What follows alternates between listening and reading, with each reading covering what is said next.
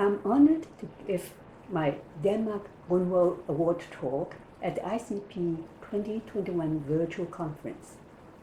First of all, I'd like to thank the ICP and the selection committee for bestowing this honor on me. This talk gives me the opportunity to reflect how gender equality has shaped my career journey.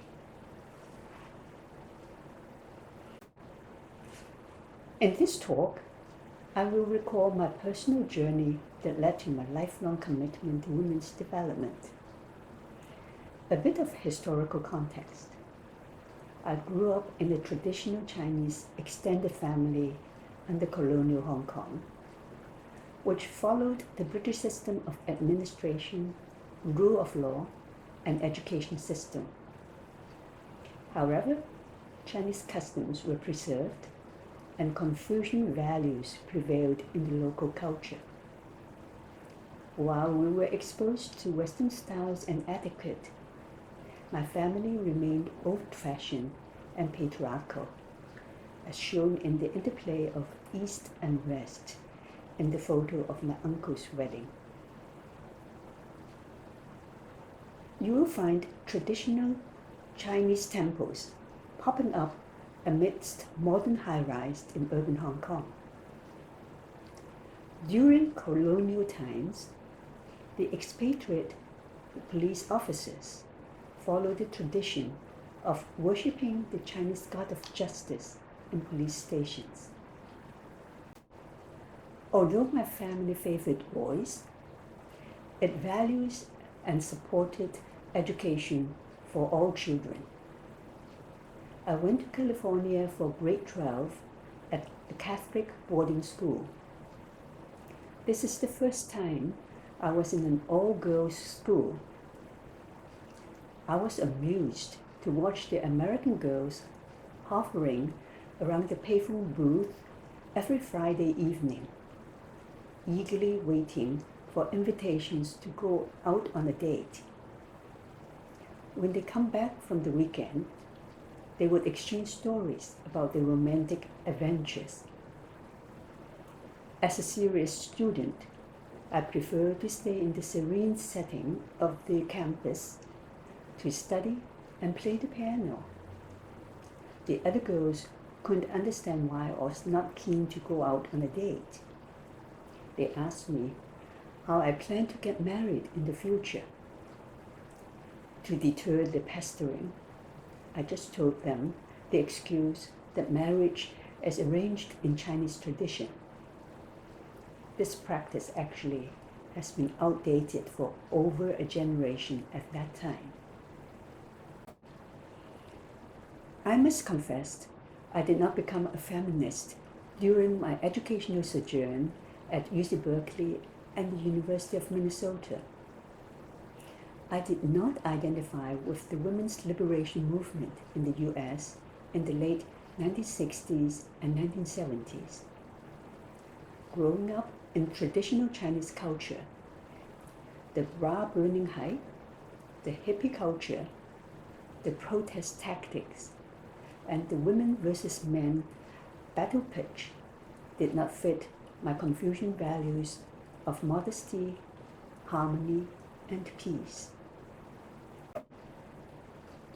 My conscientization on women's issues began with my clinical encounters with psychiatric patients when I returned to work in a working-class district hospital in Hong Kong from 1975 to 1977.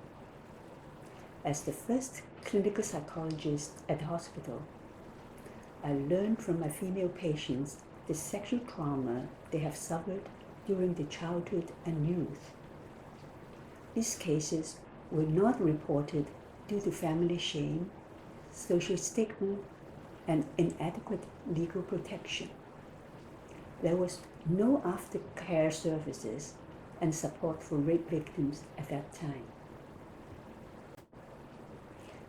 I saw the need to address and prevent the systemic problem and not just provide psychotherapy to my patients to treat the long-term psychological trauma.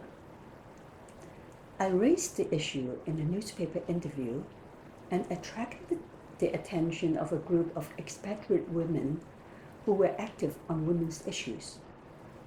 They were excited to find a Chinese voice on women's issues, as there were few local feminists at that time. We worked together to launch the War on Rape campaign. Given my understanding of Chinese culture, I advocated a community psychology approach instead of the Western feminist narrative, which pitched rape as men's oppression against women. I convinced them that we need to rally the whole community, both women and men, behind the campaign. We started with getting existing service providers to provide medical and psychological services for victims. We trained volunteers at the Samaritan Suicide Prevention Service to run a telephone hotline on rape. We lobbied for legal reforms to prohibit journalists from publishing personal details of the victims in the media, and designed sensitive procedures to help medical and forensic professionals to handle rape cases. I accept many invitations for public talks to publicize the campaign. I also launched research to understand the local situation. The War on Rape campaign inspired my initial gender research projects to examine attitude toward rape and evaluate training programs to improve care of rape victims. The research findings substantiated the content of my public education and training programs. As a follow-up to the War on Rape campaign, I originally planned to set up a rape crisis intervention center to consolidate aftercare services for rape victims. During my discussion with stakeholders in the local community, I came to realize that time was not ripe, as the social stigma would deter rape victims from using the center. We reckoned the priority to empower women and address their needs in a more holistic approach. We launched the first community women's center in 1981. Half of Hong Kong's population live in tiny units in public housing estates. Women are disconnected from their extended families. The Women's Center was designed in a community psychology approach. We studied women's needs in the grassroots and trained volunteers to staff a part-time telephone hotline which provided a first-stop information and referral service. We rallied community resources to set up a physical premise where we could offer space for mutual support and capacity building activities. The first physical center in a housing estate with one staff member was opened in 1986. There are now 5 women's centers set up across different districts in Hong Kong with over 20 paid staff members. My experience working on these community activities led me to see the need for building up our local knowledge base on women's issues. I've joined Chinese University of Hong Kong in 1977 and later became the Associate Director of a Social Science Research Center. That gave me the opportunity to propose setting up a gender research program in 1985. Even without additional resources, a handful of women colleagues gathered together under a virtual hub to share common interests and concerns. The research program aimed at building up the knowledge base on gender-related issues and to impact social policies and practice that enhance gender equality. As a research institution, we also wanted to build up our international links. We have hosted a series of regional and international conferences to promote exchange on gender research in the past 35 years. The program provided a home to network scholars interested in gender issues and research, and a haven for women colleagues to share their concerns outside of the disciplinary departments. We started by compiling bibliographies of gender studies in Hong Kong. That was before internet search was available, and gathered gender statistics, which became the blueprint for later government census publications. These resources facilitated colleagues to design gender courses in their respective departments. Through our annual workshops open to the public, we connected policy makers, stakeholders, and scholars in dialogue over current gender issues. We were commissioned by the government and NGOs to conduct surveys on gender issues and training on gender mainstreaming. The program was uprated to a center status in 2001 under the new Hong Kong Institute of Asia-Pacific Studies. In 1994, we learned from a number of Gender Research Center members about incidences of sexual harassment on campus.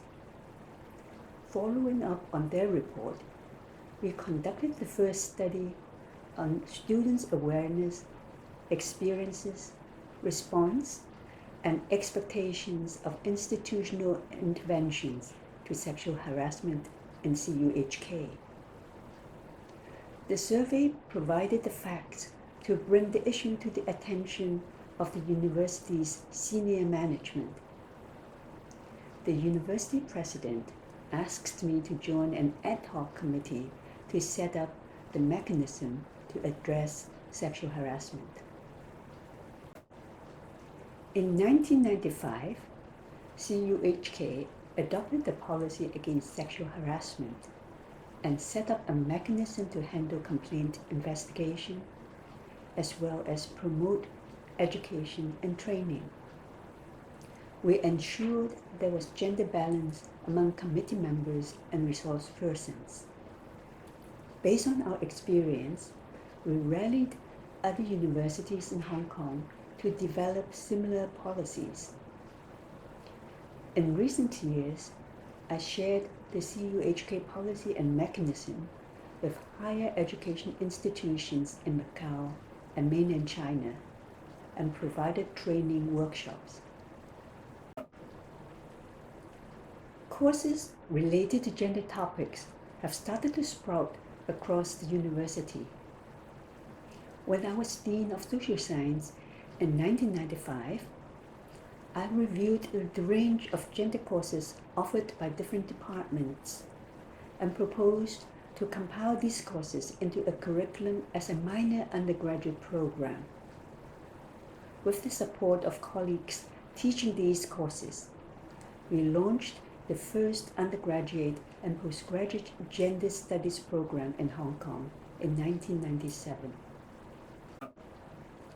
We decided to offer joint postgraduate research degree program with a major discipline, which provided a fast-track route through the administrative procedure and better employment opportunities for our graduates. With the passion and generosity of our interdisciplinary team of colleagues, we overcame the hurdles of waiting for sufficient funding and the bureaucracy of determining the affiliation of the interdisciplinary unit before setting up the program. The Gender Studies program helped to promote awareness and interest in gender and sexuality issues on campus, in high schools and in society. In a way, the work of the Gender Research Center was conducive to the government's concession to the civil society's demand to set up an Equal Opportunities Commission. Earlier in 1994, GRC was commissioned by the government to conduct a survey which demonstrated areas of discrimination against women in Hong Kong. As there was no government repository on gender issues, the government policy officer had to rely on the resources of the GRC to draft her policy papers. In 1996, I was appointed as the founding chairperson of the Equal Opportunities Commission to set up the infrastructure to implement the first 3 anti-discrimination laws in Hong Kong: sex discrimination, disability discrimination, and family status discrimination. I took leave from the Chinese University to break new grounds. I outlined a comprehensive approach to build up the foundation of the EOC. The original passage of the anti-discrimination legislation was based on a rights and legal approach. As a psychologist rather than a human rights lawyer, I took a more holistic perspective to address discrimination beyond just handling complaints under the legal framework. Equal opportunities was an alien concept to the public, and there were many misconceptions, normative practices, and public resistance. Learning from my past experiences of social action, I again adopted the community psychology approach by first engaging the community to address their needs. The equal opportunities concept was framed in the cultural context of mutual respect and harmony. We launched a comprehensive public education and promotion campaign to raise consciousness, inform target groups, engage community participation, and train the trainers on how to prevent and handle discrimination. To address the roots of discrimination, we conducted a review of systemic discrimination practice and research projects. To allay opposition of the business lobby, we offered the pragmatic framework of best practice in human resource management. Emphasis was placed on prevention over punishment through education and training. Research provided the empirical evidence to back our messages. Rising above the initial ignorance, skepticism, and resistance, we achieved a paradigm shift in culture after less than 2 years. Public awareness of the EOC rose to 87%, and support for the EOC rose to 97%. 75% of the public indicated willingness to bring their complaints to the EOC. The EOC is now firmly established as an institution working against discrimination in Hong Kong. The tradition of research and publications at the EOC has prevailed throughout the past 25 years. These research reports and publications help to promote understanding on equal opportunities concepts, provide facts and figures on discrimination practices and public attitudes, and unveil systemic problems underlying discrimination. Originally, women's groups in Hong Kong wanted a women's commission to address the special needs of women. The government tried to argue that with the setup of the EOC, these needs were addressed. However, the EOC could not address all these developmental needs of women under its statutory remit and was blamed by the women's groups. I took the opportunity of the first CEDAW hearing on the Hong Kong report at the UN to explain this gap to the CEDAW committee, and the recommendation to set up a women's commission was included in the committee's report to the Hong Kong government. The Gender Research Center also helped to explain to women's groups the differences between the nature of the work of the EOC and what a women's commission can do to promote the status and well-being of women.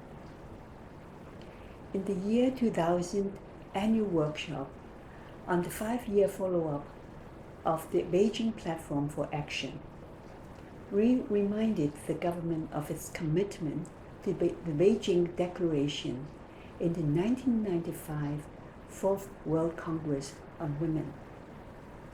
The Women's Commission would provide the central mechanism stipulated in the Beijing Platform for Action. The government eventually agreed to set up the Women's Commission in Hong Kong in 2001. As one of the key founding members, I helped to steer the framework of the Women's Commission's work. First, create an enabling environment by introducing gender mainstreaming into public policies and practices, and introducing family-friendly policies in public and private sectors. Second, empowerment and training. We created a capacity-building mileage program by offering community-based training courses whereby women can accumulate credit units, like an airline mileage program, to attain a diploma from the Open University. Research and surveys provide the empirical backup of our work. Third, collaboration and promotion through publicity in the media and a funding scheme to engage community participation. Through my leadership role at the Equal Opportunities Commission and the Women's Commission, I was invited to join an international network of women leaders in APEC economies to lobby APEC ministers at the annual meetings on gender mainstreaming. I served as a gender expert for the group, in addition to recruiting and organizing the Hong Kong delegation. I also advised the All China Women's Federation in the planning for the 2001 Beijing meeting. My past research on gender issues has highlighted issues of violence against women in Hong Kong, which was echoed by other Asian women scholars in my network. We worked together on a project to study violence against women in Asia. Our project team invited authors from different Asian countries to write about violence against women in their own countries. Somehow, almost all the chapters converge on the topic of domestic violence.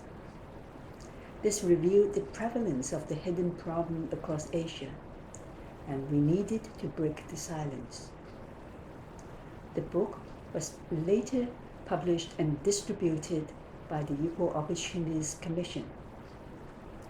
It also influenced the Women's Commission to thoroughly examine the problem in Hong Kong, involving all relevant government units, and propose how the laws, services, and procedures by different departments can be amended and aligned to address domestic violence.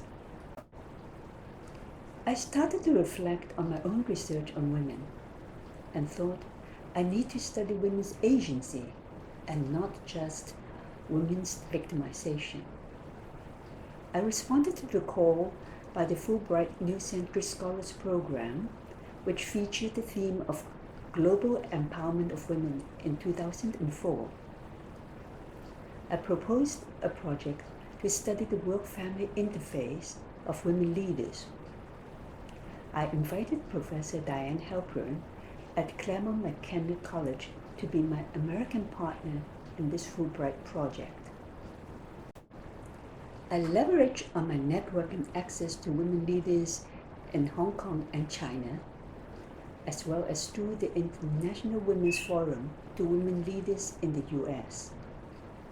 I interviewed 60 women leaders on the leadership styles and the strategies of integrating work and family. I found similarities and differences across cultures.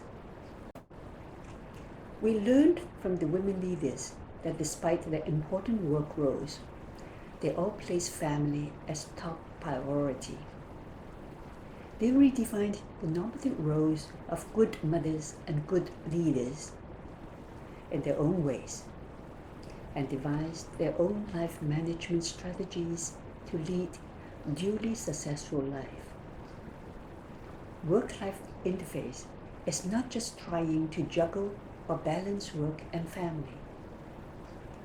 Most of them have not set a goal to be at the top, but they got there, climbing one rung at a time. Initially, we thought there would be many cultural differences between Chinese and American women leaders.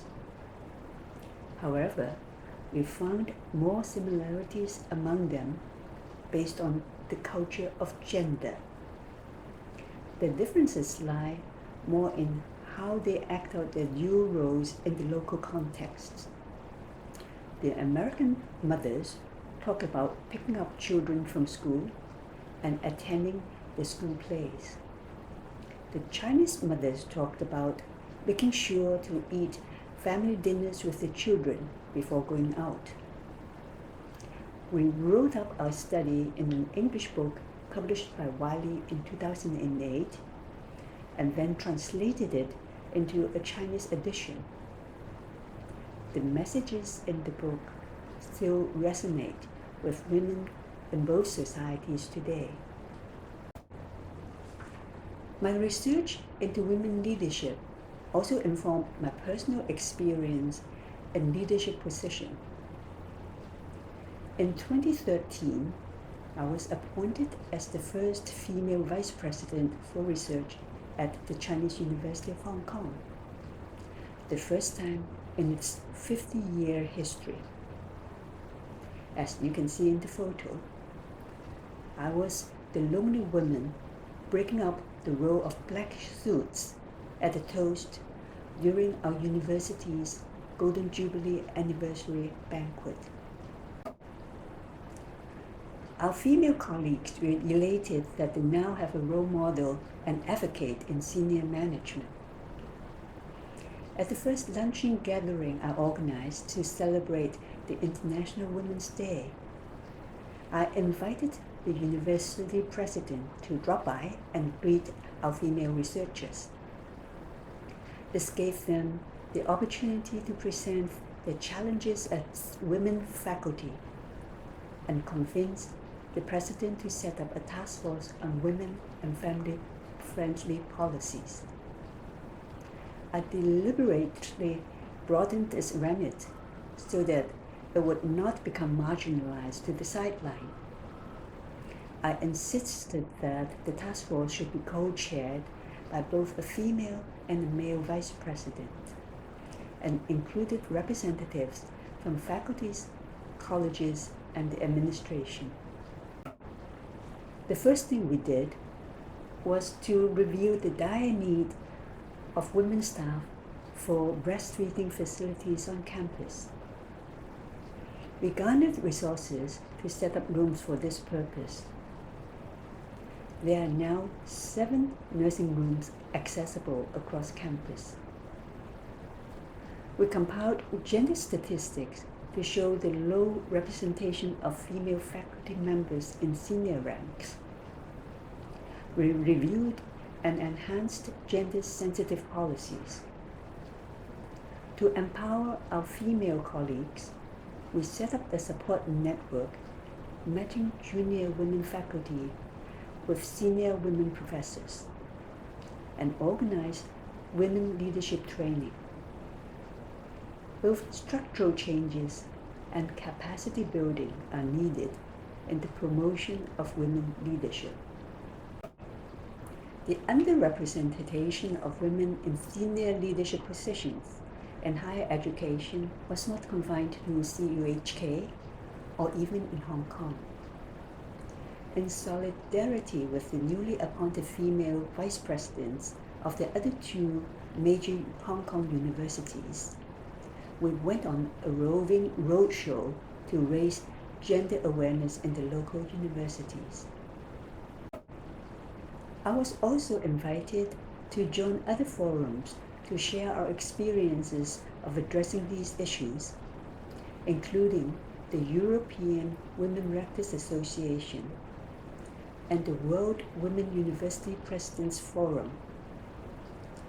In the 2021 International Brief on Women Leadership, published by the American Council of Education, I highlighted the disappointing state of affairs regarding women leadership in higher education across the world. Apparently, the culture of gender is a dominant theme that is still resistant to change in higher education. We still have a long way to go before achieving gender equality. In response to the increasing xenophobic intolerance and violence among students in 2019, I convinced the new president to set up a diversity and inclusion policy. I spearheaded the drafting of the policy, in which I set out the principles of community at CUHK based on an atmosphere of openness, respect, empathy, and inclusivity, and which rejected all forms of hatred, violence, discrimination, intolerance, harassment, and bullying. The policy was adopted in 2020, right before my retirement. A central office was set up to implement the policy, providing a permanent home to consolidate the various units on equal opportunities that I have previously initiated. It is gratifying to see how this response to the social unrest afforded the perpetuation of my equal opportunity legacy at the same time. Apart from gender issues, my primary research in psychology has focused on promoting a cultural perspective in cross-cultural personality assessment. My research achievements in that area have become recognized in the field of cross-cultural psychology. Working with international scholars made me realize there is also a need to promote cross-cultural understanding of women's issues to avoid ethnocentric biases. For example, the Western media narrative has previously equated the one-child policy in China with the exaggerated prevalence of infanticide. In 2004, when a delegation of APA women psychologists under President Diane Halperin was attending the International Congress of Psychology in Beijing, I arranged a visit for them to the All Chinese Women's Federation, where they learned about the status of women in China and the rationale of the population policy. The exchange and discussion with the senior leaders was useful for understanding the diversity and complexity of women's issues in China. These encounters led me to notice that there was also little coverage of non-Western women in the psychological literature. Psychology has been critiqued by Heinrich and his associates for being weird. That is, the research was based on Western and educated samples from industrialized, rich, and democratic societies. There is a need to broaden the international and intersectional perspectives in psychology of women. Many international scholars shared my experience of trying to find culturally relevant teaching materials. There is an equal need to mainstream gender and culture in psychology. Gender mainstreaming has been recognized as a fundamental strategy in promoting structural changes in gender inequality.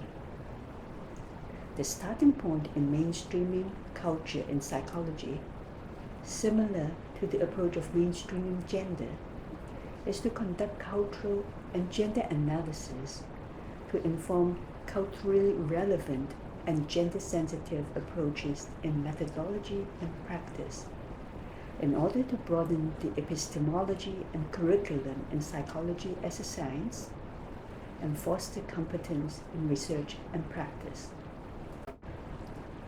That's why I decided to embark on a handbook to cover research findings in international psychology of women, together with my good friend, Professor Diane Helper.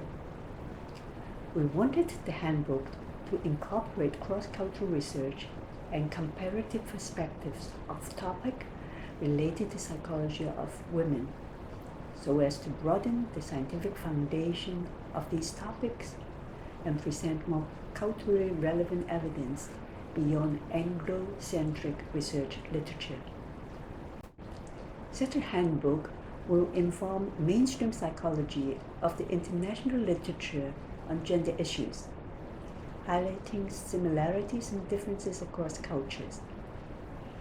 Over 100 authors from all over the world contributed to the handbook. Each of the 38 chapters consists of authors from different cultural backgrounds. Intersectionality of gender within and across cultures is incorporated in each of the chapters. The handbook was published by Cambridge University Press in 2020. Women's studies have a tradition of being closely related to women's movements that aim to improve women's lives. By examining the roots and structures of inequality, international psychology of women can offer evidence to promote social changes that are relevant to the cultural contexts. My past experience of interfacing scholarship and social action has reaffirmed my conviction that scientific evidence should form the basis of policies and practices. Efficacy should be evidence-based. New research in psychology and gender studies in different parts of the world is providing a wealth of empirical evidence to inform the interplay of nature-nurture foundations in the gendered experiences of women. Positivism in academic psychology tends to ignore the personal in epistemology. In reality, the personal is political. Psychology of women has always integrated knowledge with context. Researchers in women's psychology share a common passion in promoting gender equality through and beyond their academic work. Scholarship and action can be interfaced to yield excellence in both spheres. In closing, I'd like to thank the International Council of Psychologists for the 2020 Denmark Undvåd Award. I'm honored to join the ranks of past recipients who have sustained a history of research and service that directly benefited the health, promotion, and well-being of women in the world. Professor Florence Stenmark and Professor Gauri Gunvald are role models whose pioneering leadership as women scholars and advocates have inspired all of us to persist in our lifelong goals of promoting gender equality through research and service across the world.